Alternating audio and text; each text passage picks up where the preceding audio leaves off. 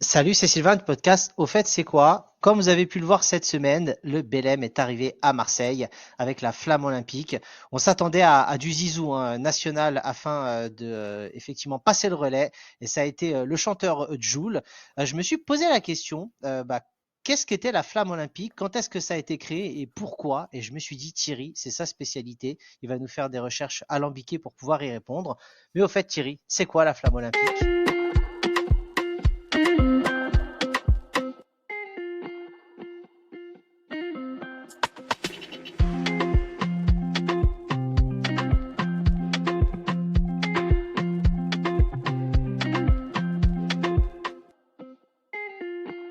Salut Sylvain, bonjour tout le monde. Alors, on va commencer déjà par un petit peu d'historique, hein, parce que forcément, qui dit flamme olympique dit Jeux olympiques, puisque c'est un symbole puissant donc des Jeux olympiques modernes, puisqu'elle représente en fait les valeurs fondamentales du mouvement olympique, à savoir l'unité, la paix et l'amitié, ce qui, D'accord. par les temps qui courent, peut jamais faire de mal. Ouais, c'est pas plus mal. On en aurait bien besoin au quotidien. Voilà, donc voilà, on va savoir. Du coup, cet été, on va peut-être parler un petit peu d'autre chose, c'est tout ce que j'espère.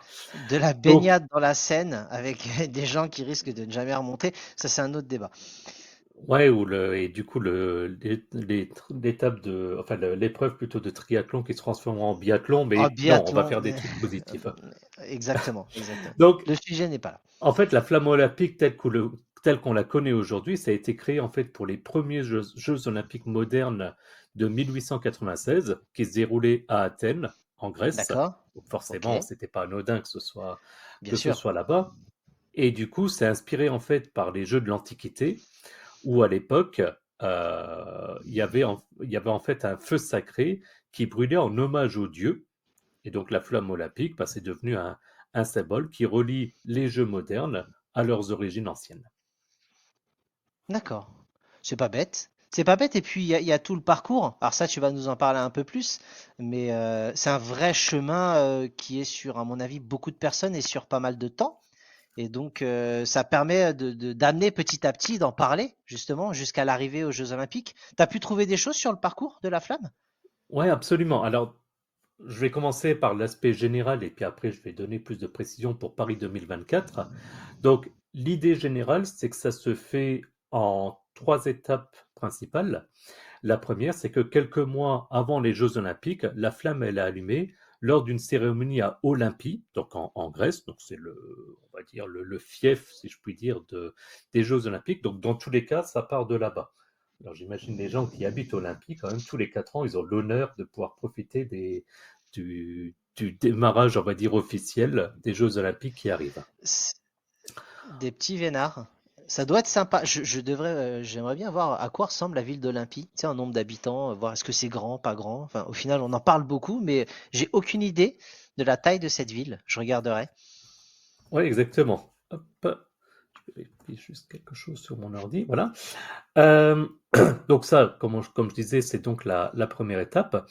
Ensuite, ça entame un long voyage donc à travers le pays hôte. Donc forcément, d'abord, il y a le déplacement de la flamme donc depuis Olympie vers le pays hôte.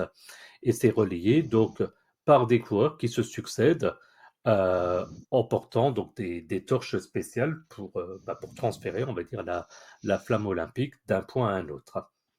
D'accord. Quand tu dis torche spéciale, je présume que tu pourras nous en parler un petit peu plus tard. Ce qui Voilà, fait la exactement, hein, pour spécificité de le cette cas torche. spécifique de Paris Très bien. 2024, exactement.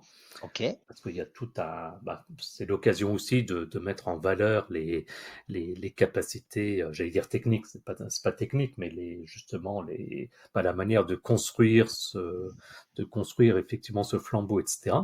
Et Mhm. donc, le parcours du relais de la flamme, c'est souvent un moment de grande fête et d'excitation, et ça rassemble les gens, donc tout au long du trajet, parce que forcément, les pays changent de Jeux olympiques en Jeux olympiques, et donc c'est pas tous les jours qu'on a l'occasion de voir passer la flamme dans son pays, et encore moins à proximité de chez soi.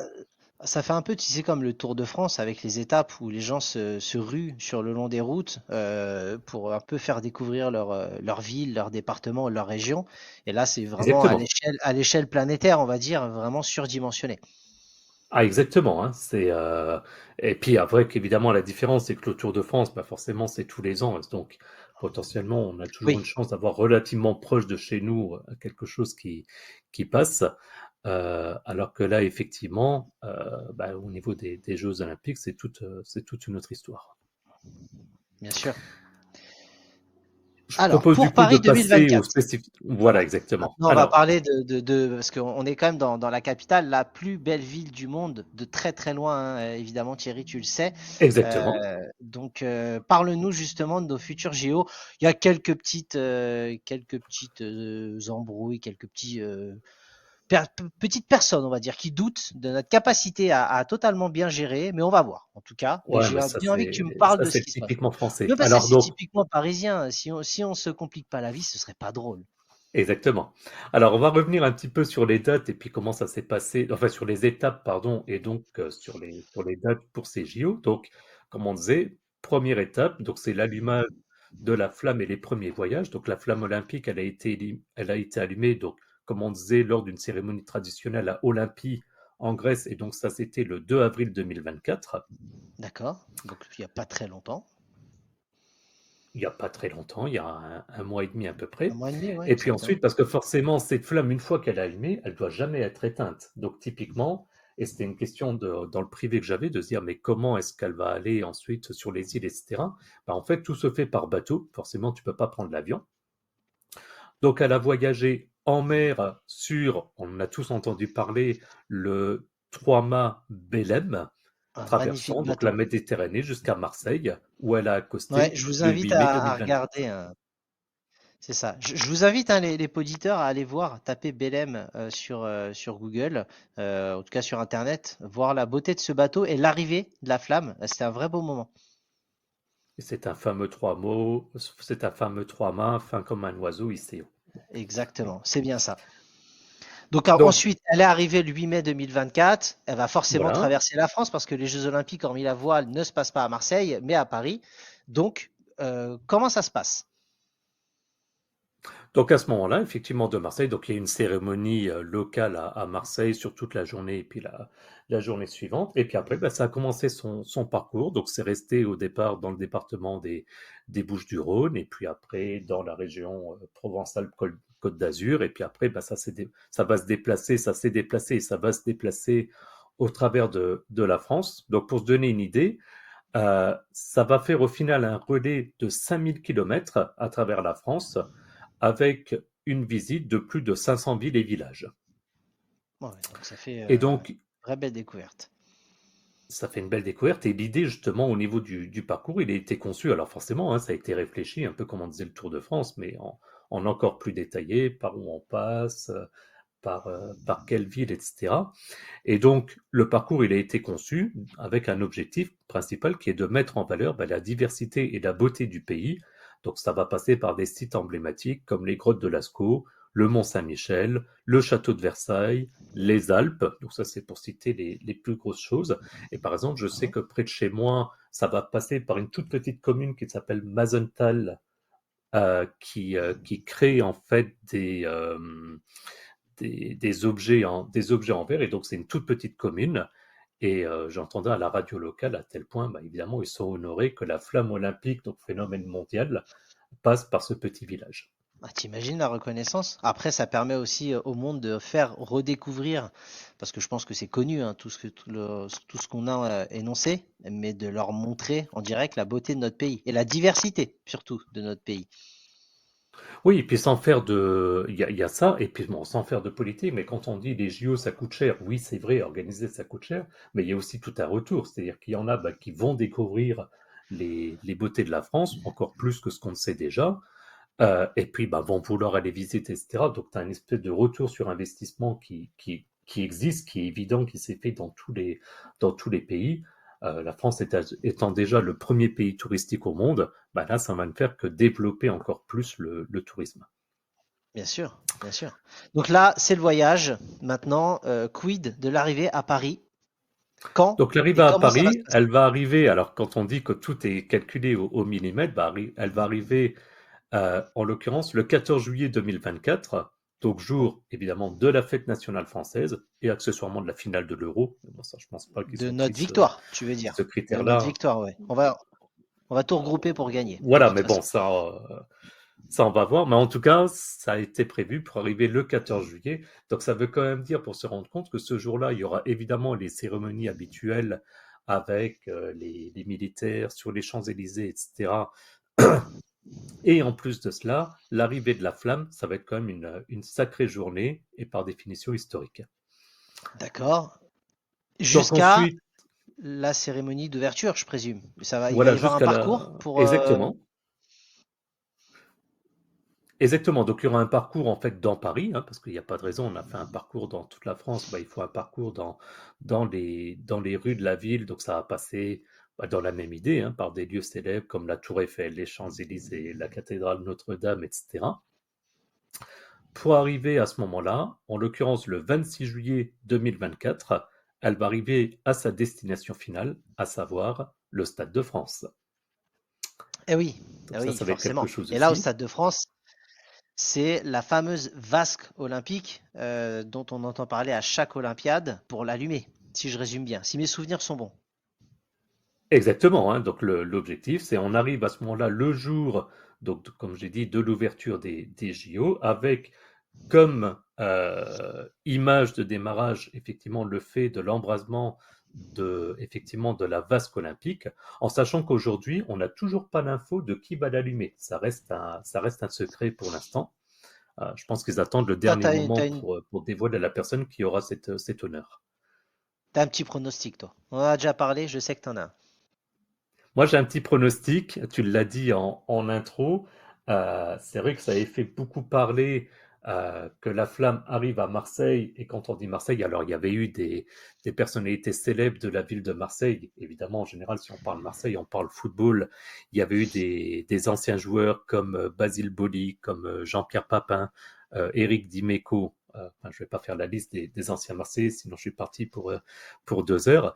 Mais c'est vrai que quand on dit Marseille, bon, on pense généralement à une célébrité française qui est Zinedine Zidane, qui n'était pas présent. Et mon avis personnel est qu'il n'était pas présent parce que ça pourrait être lui qui allumerait la flamme olympique. Et je me dis, Zidane qui allume la flamme olympique au Stade de France, au niveau de l'image, ça serait quand même énorme. On peut pas faire mieux. On peut pas faire mieux parce que c'est lui qui a vraiment marqué les lieux de son empreinte. Donc pour moi, ce serait le choix Ah bah idéal. oui. Je suis d'accord avec toi. Ok, ça c'est bien. Alors maintenant, je me suis posé des questions parce que le sujet initial de ce podcast, c'était de se dire comment étaient sélectionnés les porteurs de la flamme. Et donc je sais que tu as trouvé ça. Et est-ce que c'est simple, c'est compliqué, tout le monde peut y participer?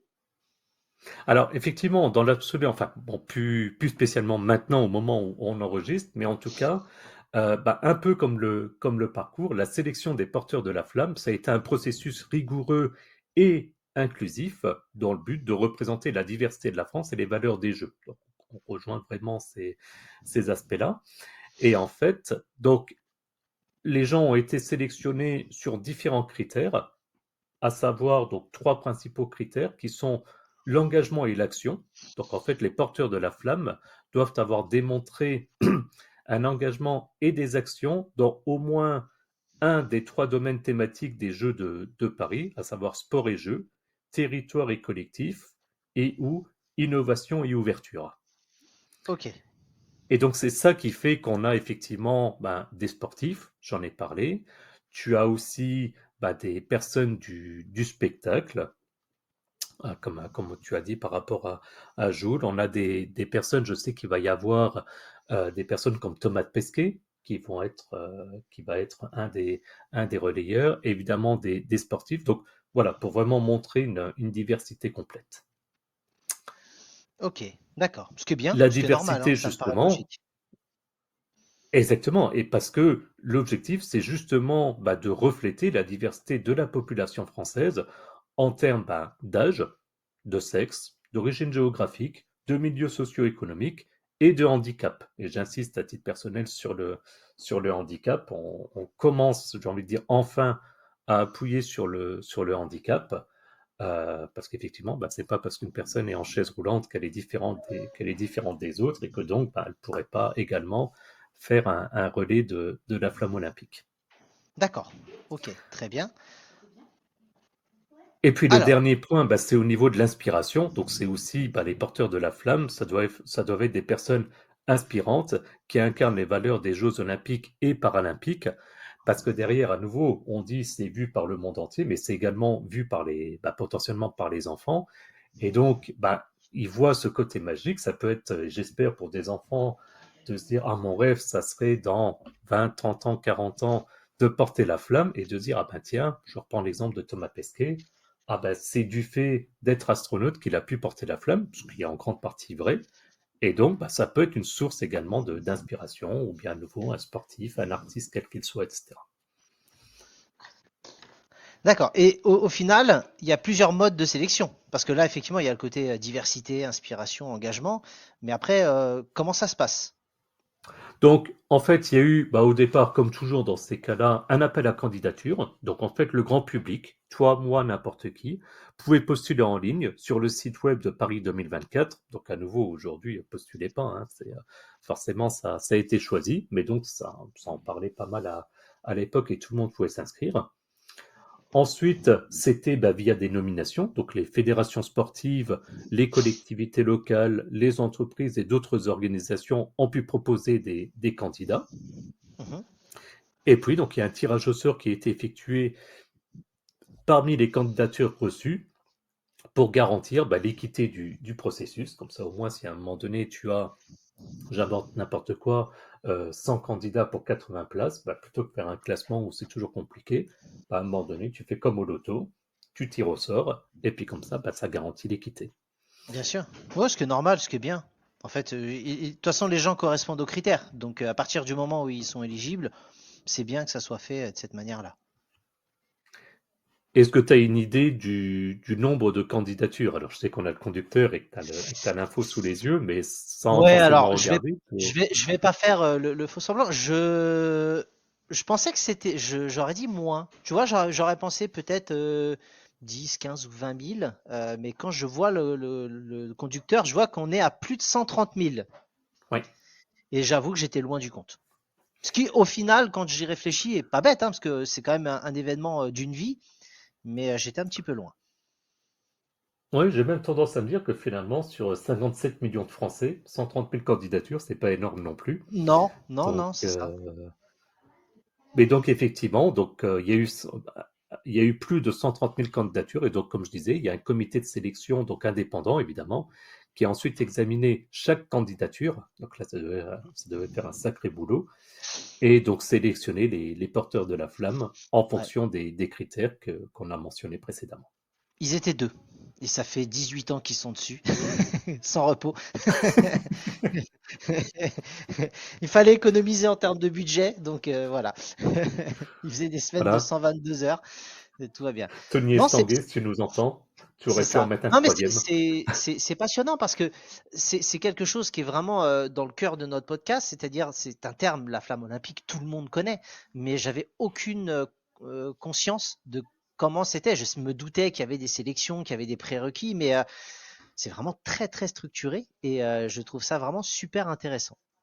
Est-ce que tu as Et d'autres pour la vaste, recherches, donc d'autres non, c'était informations? pas juste un allume-feu qui dépose et puis il balance une allumette et puis on n'en parle plus. Non, effectivement, c'est un peu plus Ouais, compliqué. exactement. Exactement. En tout cas, merci beaucoup Thierry. Est-ce que tu as d'autres enfin, infos par rapport à ça ou est-ce qu'on peut passer à la rubrique légendaire des anecdotes de fait c'est quoi? Non, on peut passer aux anecdotes parce que là, forcément, il y a aussi beaucoup d'anecdotes que j'ai pu retrouver, des anecdotes historiques et puis Ok. des anecdotes locales. Euh, Au niveau, Bah donc écoute, effectivement, si on commence j'ai par j'ai un petit jingle quand même parce que c'est quand même la rubrique légendaire. Oh, Tout, les anecdotes de Thierry. À toi. waouh, ça claque. Ouais, je sais, c'est de l'improvisation totale, mais il fallait que je marque le coup. Dis-moi, première anecdote.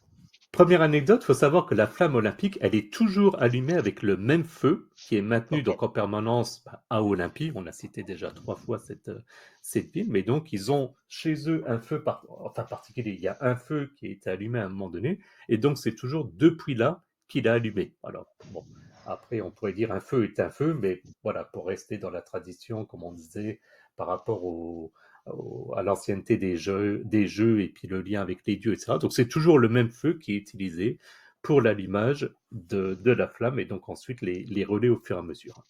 Ok, très bien. Alors la deuxième, je t'avoue que je la lis en même temps que toi. Tu vas nous parler d'un nombre de kilomètres parcourus à travers le monde depuis le début.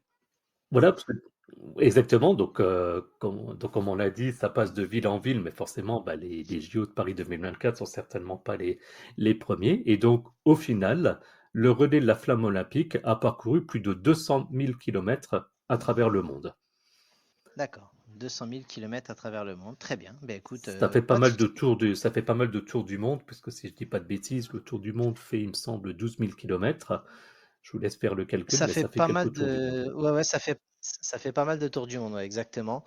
Et c'est à peu près ce que fait ma chérie sur son vélo elliptique en 2 jours, pour te dire à quel point elle est vraiment très très forte. Voilà. C'était la Ça petite devient urgent anecdote. que je la vois, elle m'impressionne de plus en plus. Euh, Concernant Paris 2024, combien de porteurs de la flamme?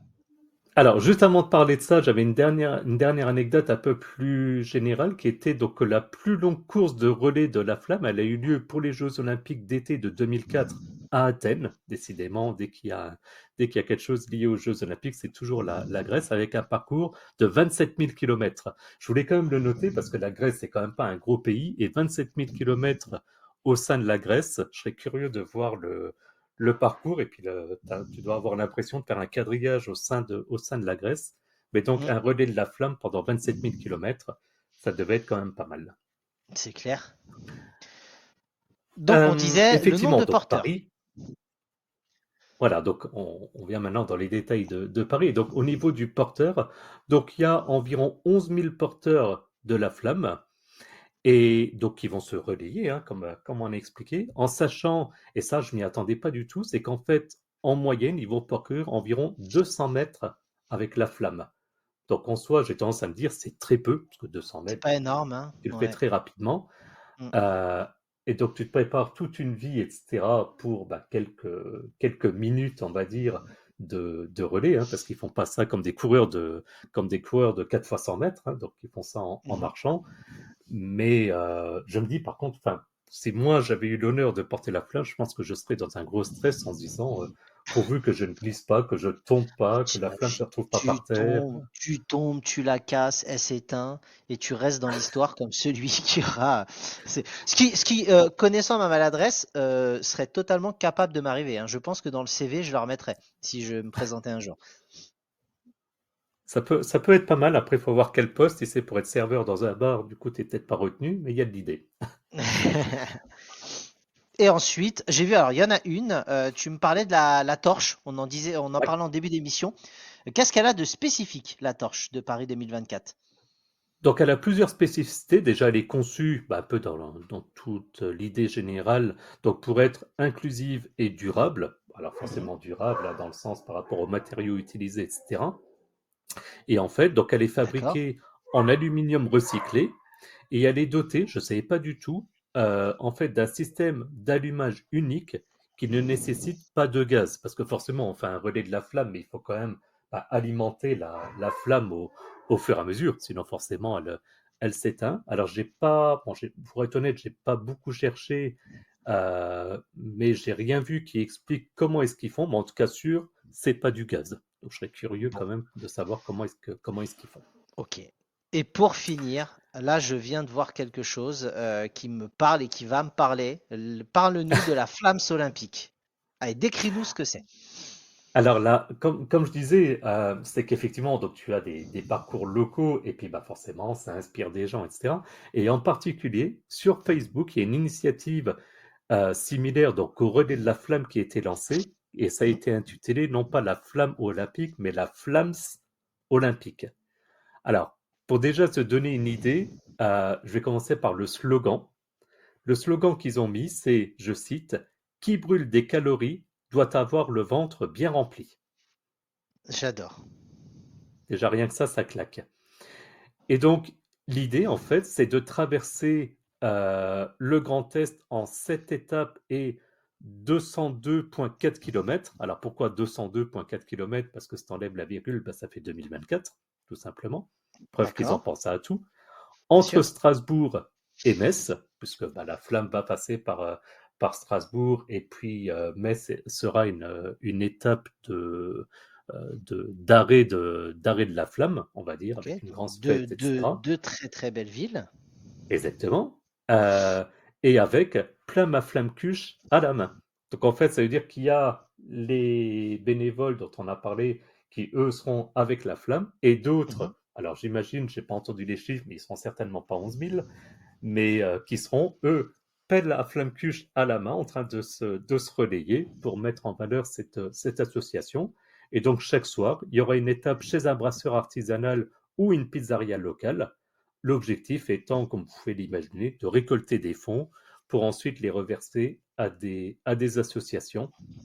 Donc bravo à eux, parce que je trouve l'idée absolument géniale. Alors, mélanger les Jeux Olympiques, de la flamme cuche ou tarte flambée, de la bière aller dans l'Est entre Strasbourg et Metz, je valide. Je valide énormément et j'adore le concept. Bravo à eux. Donc c'est fin juin, si tu veux du coup passer par chez moi. T'imagines, tu prends une photo de la flamme olympique et de Écoute, la flamme olympique. avec Ça, plaisir, il ne m'en faut pas beaucoup pour débarquer, hein, tu le sais très bien. C'est qu'une question de temps souvent, hein, il faut pas. Il suffit que tu me payes un café que je débarque. Donc ça me coûte cher le café, mais c'est toujours un vrai plaisir. avec grand plaisir. Et puis, va savoir, on fera un live et puis qu'on mettra ensuite, par exemple, sur notre chaîne YouTube. Ça pourrait être marrant. Exactement, ça pourrait être très sympa. Écoute, pour moi, est-ce que tu as d'autres anecdotes, Thierry, ou est-ce que tout est bon? Non, c'était celle que j'ai notée. Je pourrais en parler pendant des heures. C'est absolument passionnant comme sujet, mais je propose qu'on va s'arrêter là pour aujourd'hui. Très bien. Bah écoute, retrouvez-nous comme d'habitude après le générique de fin pour différentes infos complémentaires.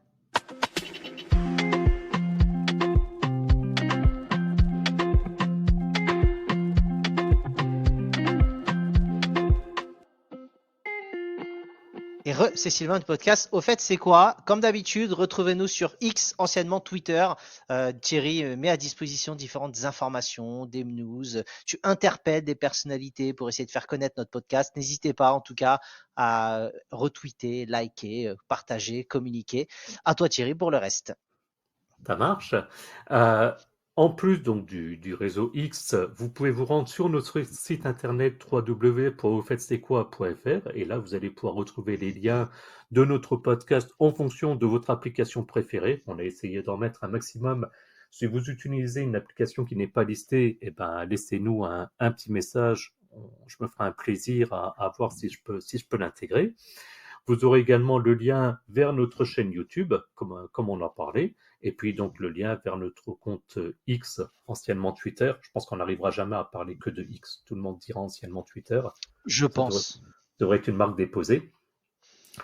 Et également, au niveau des notes de l'épisode, vous pouvez obtenir des informations sur les liens concernant notre page Patreon si vous souhaitez nous soutenir financièrement, et puis notre serveur Discord pour discuter entre vous et avec nous. Ça peut être pour donner votre avis sur un épisode, ça peut être pour suggérer une idée d'épisode. J'essaye des fois, pour information, j'essaye des fois de lancer une espèce de devinette en disant, bah voilà, on va parler d'un fait d'actualité. De quoi est-ce que vous pensez qu'on va parler? Pour l'instant, personne n'a jamais réussi à trouver le sujet. Donc, Et souvent, leurs propositions étaient même cohérentes, hein. Il y en a, je me suis dit, c'est vrai qu'on aurait pu le faire. exactement. Donc, nous, ça nous donne des idées. En plus, ça nous amuse. Donc, Ouais, voilà, si vous voulez un petit peu vous amuser avec nous, vous vous connectez. Si vous n'avez pas de compte Discord, c'est très simple à faire. Et puis comme ça, ben, vous pouvez me retrouver moi, vous pouvez retrouver Sylvain, et puis nous taguer, échanger directement avec nous. Ça peut être super sympa. exactement. En tout cas, merci à tous et à plus dans le bus. Salut!